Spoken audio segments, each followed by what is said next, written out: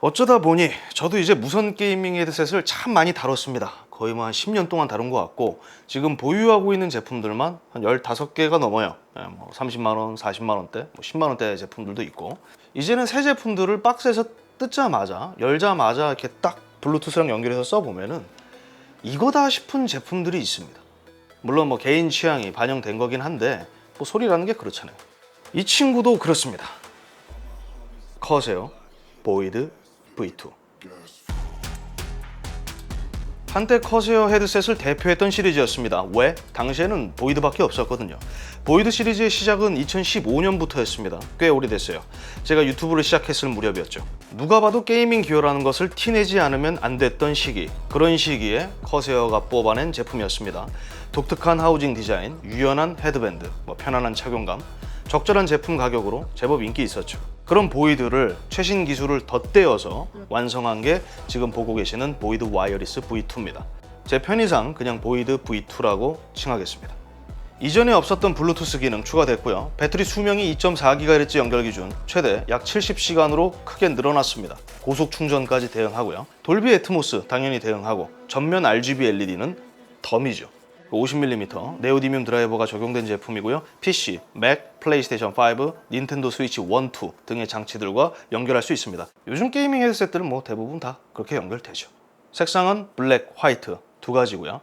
제품 가격은 159,900원, 약 16만원입니다. 제가 예상했던 것보다는 저렴해요. 뭐 이런 부분은 조금 이따가 또 말씀드리겠습니다. 보이드 시리즈 특유의 하우징 스타일, 거의 고스란히 계승됐습니다. 삼각김밥 같으면서도 사람 귀 모양을 모티브로 한 것 같은 이 두툼한 하우징, 대차게 얇아진 플립형 마이크로 이전보다 한결 가벼운 인상을 주는 게 보이드 V2입니다. 제품 무게가 약 304g 밖에 되지 않아요. 보기보다 가볍죠. 300g을 우습게 넘겼던 이전 보이드 시리즈를 생각하면 정말 많이 가벼워졌습니다. 통기성 좋은 소재로 제작된 이어패드, 헤드 쿠션, 장시간 착용해도 정수리 압박을 느끼기 어려워요. 약 57cm 이상의 두상 크기를 지닌 유저들까지도 커버할 수 있을 것으로 추정됩니다. 그런데 이어패드 형태가 일반적인 원형이 아니잖아요. 제가 봤을 땐 이건 귀 모양이에요. 제가 귀가 큰 편이라서 착용하면은 귀 윗부분이 이어패드 끝부분에 좀 닿더라고요. 저처럼 뭐 귀가 크시면은 이런 부분 뭐 알고 가면 좋죠. 그리고 이어패드 소재가 소재인 만큼 차음성 부분에서는 확실히 인조가죽 소재 대비 조금 떨어지는 편입니다. 뭐 어쩔 수 없죠. 대신 편하잖아요. 인조가죽이 좋은 점도 분명히 있지만 뭐 이런 단점도 있어요. 시간이 제법 오래 지난 이어패드입니다. 터졌어요. 제품 제어부는 좌측 이어컵에 다 몰려 있습니다. 볼륨 컨트롤 버튼이 있고요. 마우스 휠처럼 눌렀을 때 사용자가 원하는 기능을 할당시킬 수 있습니다. 다른 버튼들은 안 되고 볼륨 버튼만 지정할 수 있어요. 제 경우에는 EQ 프리셋 변경 기능을 지정했습니다. 물론 돌비 애트모스 기능을 사용할 때는 자체의 EQ 변경은 안 돼요. 그리고 이쪽도 포인트죠. 겉면에 전원, 블루투스 제어 버튼이 있습니다. 전원 버튼으로 제품을 켜는 거고요. 2.4GHz 블루투스 소스 전환, 그 밑에 있는 버튼으로 블루투스와 연결된 장치를 제어합니다. 직관적이지만 일반적으로 이렇게 겉면에 물리 버튼들이 달려있는 경우는 드뭅니다. 때문에 이거는 조금 적응하는데 시간이 필요했어요. 그리고 블루투스 기능이 추가됐지만 채팅 믹싱 기능은 없습니다. 2.4GHz 블루투스 이렇게 동시에 연결돼 가지고 게임 소리 들으면서 전화 통화 가능하고, 그런 것들은 대부분 하이엔드 제품에 들어가기 때문에 막 10만원, 20만원대 제품에는 없어요. 요런 데에 들어가는 거지. 그런 거는 여러분 버추어스 맥스 써보셨어요? 끝내줘요. 외형에서 아쉬운 점을 말한다면은 플립형 마이크일 수 있어요. 그러니까 기능이 안 좋다는 게 아니라 외형적인 아쉬움인 거죠. 이전 보이드 같은 경우에는 기억하시죠? 마이크가 이렇게 두꺼웠잖아. 근데 요거는 그 껍데기가 다 벗겨졌어요. 그래서 좀 약간 야해졌어. 대신 요 고정력이 좋기 때문에 입가에 위치시키는 게 굉장히 쉬워졌죠. 내가 원하는 모양으로 딱. 그러니까 경량화에 신경을 많이 썼어요. 그런 제품들은 한 가지 공통점이 있습니다. 뭘까요? 경량화에 힘썼다. 프리미엄스러움, 고급스러움과는 좀 거리가 있죠. 외형적으로. 이 헤드밴드 프레임 있죠. 이것도 플라스틱입니다. 그래서 제품 무게가 300g밖에 안 나오는 거예요. 대신 전면에 커스텀 가능한 RGB LED를 이렇게 넣어준 거죠. 이걸로 포인트를 준 겁니다. 그런데 이건 제 생각인데요. 전면보다 이 측면에 가는 게 더 낫지 않았을까라는 생각을 해요. 이게 왜 그러냐면, 쓰고 벗을 때 어떻게 벗어요, 여러분? 쓰고 이렇게 내려놔요? 물론 이거야 뭐 사람마다 다를 수는 있는데, 제 경우에는 보통 쓰고 이렇게 바로 내려요. 딱 이렇게 바닥에 내려두면 이 언더글로우가 되는 거지. 뭐 이걸 의도한 건지는 모르겠습니다만 이 언더글로우 느낌을 뭐 모니터에 반사가 될 수도 있다 뭐 이런 평가들도 있는데 저는 뭐 안 돼. 반사. 제가 OLED 모니터도 있잖아. 안 보여. 좀 오버예요 그거. 전면 LED가 이렇게 반사된다는 건. 제품 사양은 뭐 크게 특별함을 느끼기 어렵습니다. 일반적인 게이밍 헤드셋들과 큰 차이 없어요.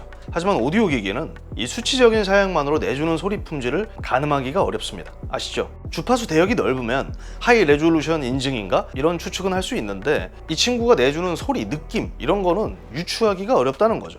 고로 50mm 네오디뮴 드라이버를 사용한다는 점, 돌비 애트모스 라이센스를 기본으로 제공한다는 점, 이 정도가 포인트예요. 3D 공간 음향 기술을 대응한다는 거, 플레이스테이션 5 콘솔 연결에서도 이점이 있다는 거죠. 보이드 V2는 제법 준수한 소리 품질을 지녔습니다. 아까 말씀드렸잖아요. 박스에서 열자마자 휴대폰과 연결해서 처음 들었던 게 로제 아파트 캐데현 골든이었습니다. 간주 부분만 듣고 아 됐다 뭐 이런 반응이 나올 수밖에 없었어요. 굉장히 이른 판단인 거죠. 차음성이 뛰어나다고 말하긴 조금 어렵습니다. 아파트 한번 들어볼게요. 합격. 자연스럽고 힘있는 저음 가장 마음에 들었었고, 보컬 고음역대 부분에서도 치차름이 부각되지 않고 완만하게 꺾인다는 거, 그것도 인상적이었습니다. 상당히 좀 바삭한 소리를 들려주는 제품이었어요. 올드한 게이밍 헤드셋이 줬던 그런 느낌은 아닙니다. 그러니까 사운드 스테이지도 적당히 넓은 편이고요. EQ 조정 없이 이 정도 밸런스면 일반적인 사용자들도 좀 무리 없이 사용할 수 있겠다고 판단됐었습니다. 단순한 외형처럼 꽤나 직관적인 소리를 갖고 있다는 거죠. 동시에 제 머릿속에는 좀 돈 계산으로 바빴어요. 게이밍 헤드셋이라는 울타리 내에서 소리로 품질의 값을 계산하기 시작하는 거죠. 이거는 한 18에서 21만 원. 그 정도가 딱 적당해 보였고 그 이상은 안 된다 라는 생각을 했었습니다. 여러분이 대충 10년 동안 이런 신제품들을 다뤄보세요. 그냥 만지는 순간 이게 어느 정도의 가격을 하겠다 계산할 수밖에 없습니다. 그게 버릇이 되고 습관이 되는 거죠. 16만 원이면 제가 생각했던 것보다 2만 원이 더 저렴한 겁니다. 음악을 듣기 위해서 게이밍 헤드셋을 구매하지는 않습니다. 메인은 게임 플레이에 있습니다. 게임은 돌비 애트모스를 설정한 상태로 테스트를 했고요. 돌비 애트모스를 적용하면 모든 면에서 완벽해지기 때문에 쓴다, 그런 건 아닙니다. 설정하지 않는 것보다 설정하는 게 소리의 위치감이나 공간감이 눈에 띄게 개선되기 때문에 사용하는 거예요. 이거는 저는 좀 확실하게 말씀드리고 싶습니다. 돌비 애트모스라는 건 결국 가상 서라운드 사운드 기술의 일종이잖아요. 그렇다는 건 어느 정도의 이 소리 왜곡이 발생할 수밖에 없습니다. 그래서 이제 콘텐츠에 따라서 EQ 값을 변경해 주거나 때로는 3D 오디오 기능을 끄는 게 더 좋을 때도 있습니다. 대부분의 헤드셋이 그래요. 저는 그냥 써요. 게이밍 헤드셋을 테스트할 때 저는 공평성을 위해서 돌비 애트모스 영화 프리셋 값으로 게임을 즐기는 편이에요. 그러니까 아시다시피 이 영화 프리셋은 저음역대가 가장 크게 부각되는 값이고요. 보이드 V2는 기본 저음, 이 표현 능력이 매우 뛰어난 편이기 때문에 영화로 굳이 맞추지 않아도 좀 인상적인 현장감을 느낄 수는 있습니다. 저음을 높여도 낮춰도 이질감이 그렇게 크지가 않아요. 어떤 옵션을 지정해도 자연스럽습니다. 저음 부분에 있어서는. 물론 사프를 중시한다면 이 친구도 저음을 낮추는 방향으로 EQ를 조율하면 됩니다. 소리의 위치나 방향, 거리감 부분에 있어서 가격 대비 매우 뛰어난 편이라고 봅니다. 그래서 대다수의 게임을 즐길 때 좀 편안하게 즐길 수 있었어요. 그러니까 이런 부분에서 커세어가 거의 공통적으로 드라이버 튜닝은 저는 잘하는 편이라고 생각합니다. 그냥 부담 없이 편안하게 쓸 수 있어요.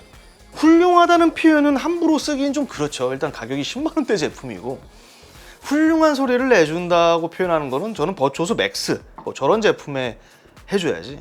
아껴 써야 됩니다. 훌륭하다는 표현은. 이 친구는 가격 대비 준수하다 이런 표현을 써주는 게 더 적합하다고 봅니다. 저는 버추어스 맥스 오너니까. 커세어 보이드 와이어리스 V2 마이크 테스트입니다. 그 어떠한 설정도 하지 않은 상태입니다. 그러니까 엔비디아 브로드캐스트 설치하지 않았고요. 측면에서 지금 바람이 불고 있어요. 3단 바람 소리가 들려요, 저한테. 그런 상태에서 지금 말씀드리고 있는 겁니다. 커세어가 엔비디아 이 브로드캐스트 앱을 활용해서 이제 노이즈 캔슬링이라든지 이런 기능들을 막 연계해서 쓰고 있거든요. 그런데 제 경우에는 엔비디아 브로드캐스트 툴을 쓰지를 않아요.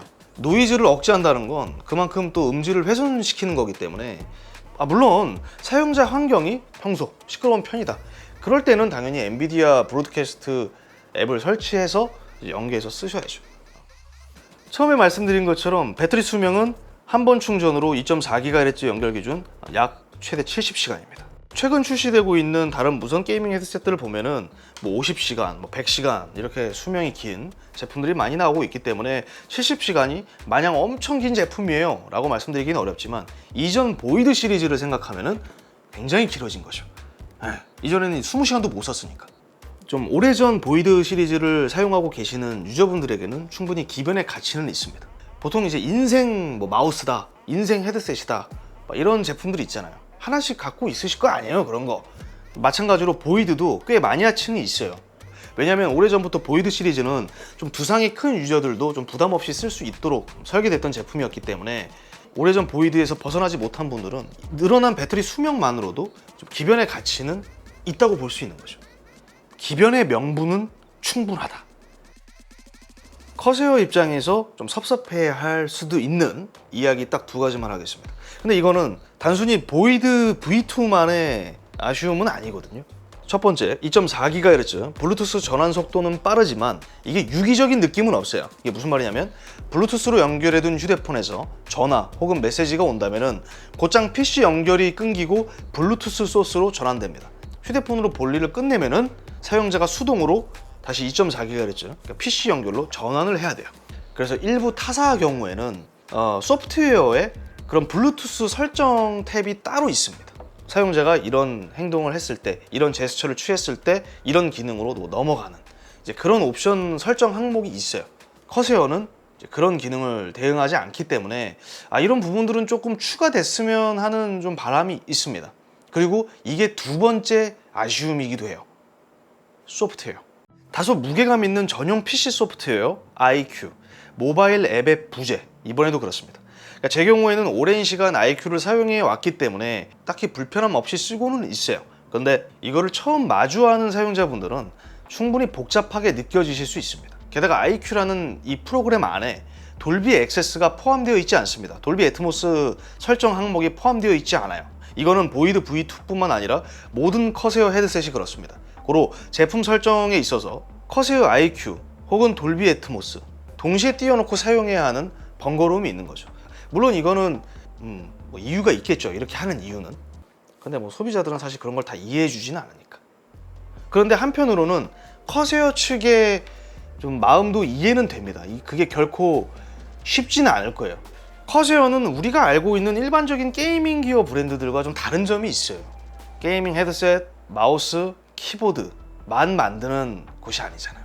컴퓨터 케이스, 램, 파워 서플라이, CPU 쿨러, 심지어 모니터에 노트북까지 다 내놨습니다. 그러니까 커세어만의 그 나름의 생태계가 지금 갖춰져 있는 거기 때문에 커세어가 만약에 진짜 이런 게이밍 기어 이거 몇 개만 이렇게 제품군만 내놓는 거면 이거 왜 못해요? 막 이렇게 따질 텐데 생각보다 너무 많은 기기들이 물려있어요. 최근에는 이 제논 엣지라고 이런 바 형태 디스플레이까지 내놨어요. 13인치.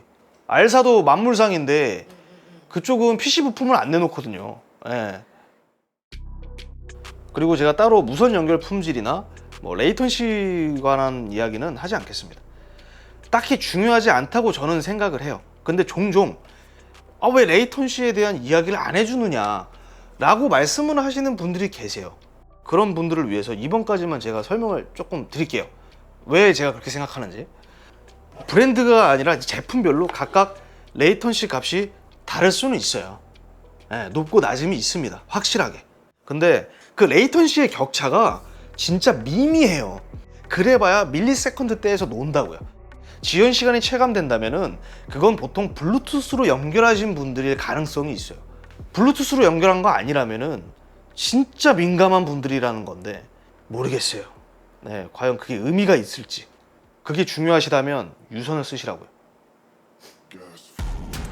깃털보다는 무겁지만 가벼운 무게, 깨끗하고 깊이 있는 저음, 바삭한 중고음을 특징으로 하는 준수한 오디오 마이크 품질, 50시간을 가뿐히 넘기는 배터리 수명, 블루투스가 덤입니다. 여전히 무거운 커세어 IQ, 모바일 앱의 부재는 아쉽지만 그 외 부분에서 크게 아쉬움을 느낄 수 없는 제품이에요. 단순하게 말하면 브랜드별로 내주는 소리 품질은 확실히 각기 다릅니다. 마치 오래전 디지털 카메라들처럼 저마다 그 특색이 있다고 보거든요. 커세어 헤드셋은 상대적으로 적절한 크기의 사운드 스테이지와 정돈된 저음, 완만한 고음 처리, 준수한 마이크 튜닝을 특징으로 한다고 봅니다. 커세어 보이드 V2는 정말 잘 빠진 10만원대 무선 게이밍 헤드셋입니다. 저는 그렇게 생각해요. 이 특유의 디자인과 또 IQ 앱 요 설정들만 납득할 수 있다면 좋은 대안이 될 수 있습니다. 이 가격대의 제품을 찾는다면. 제가 준비한 영상은 여기까지입니다. 이상 디몽크였고요. 저는 다음 영상으로 찾아뵙겠습니다. 시청해주셔서 고맙습니다. 예. 예전에 댓글로 그런 댓글이 있어요. 달렸어요. 뭐 커세어 팬보이냐? 팬보이까지는 아닌데 좋아하는 브랜드인 건 사실이에요. 근데 그렇다고 해서 막 객관적이지 않게 평가하고 그러지는 않습니다.